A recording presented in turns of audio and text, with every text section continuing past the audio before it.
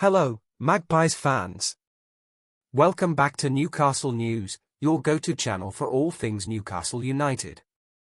Today we have some important news about our club's recent transactions and the frustration expressed by our CEO, Darren Eales, regarding the Premier League's profitability and sustainability rules.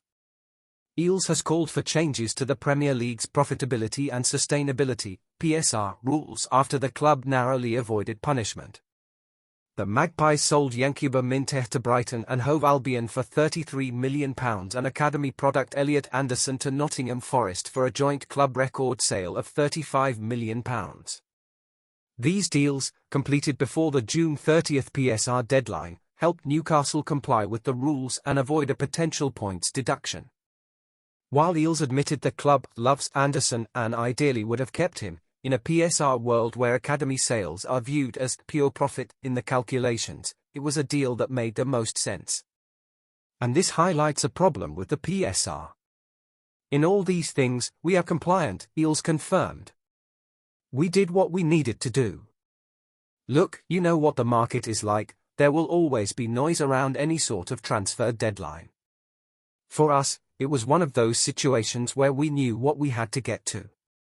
It's one of the unintended consequences of PSR that it incentivizes the sale of either homegrown players or players that have got a low book value. I think that's something that no one ever foresaw when the rules came in over 10 years ago.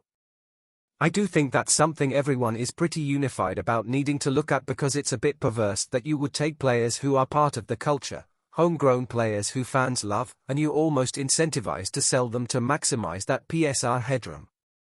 But in the end, we had to do the deals that were right for the club, that made us compliant. So, from that perspective, we did what we had to do. But we kept what I would say are our core players, the type of players like Isaac, Gordon, Bruno, Joe Linton, those players who are our core. Newcastle now looks ahead to strengthening the squad for the new 2024-25 season, with Eales confirming that transfer funds are available for head coach Eddie Howe to spend. Now it's a case of, okay, with that new cycle ahead of us, how can we look to strengthen? How can we look to go to the next level? As a Newcastle fan, I find it frustrating to see our homegrown talents being sold because of rules that seem outdated and unfair. The sale of Anderson, in particular, is a hard blow, as he represented the future of our club. However, it's reassuring to know that Eales and the board are committed to reinforcing our squad for the next season.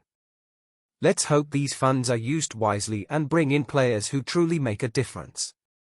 What do you all think about these sales and the Premier League's profitability and sustainability rules? Do you think we need changes to these rules? And which players would you like to see in our squad for the next season? Share your thoughts in the comments, we're eager to hear what you think.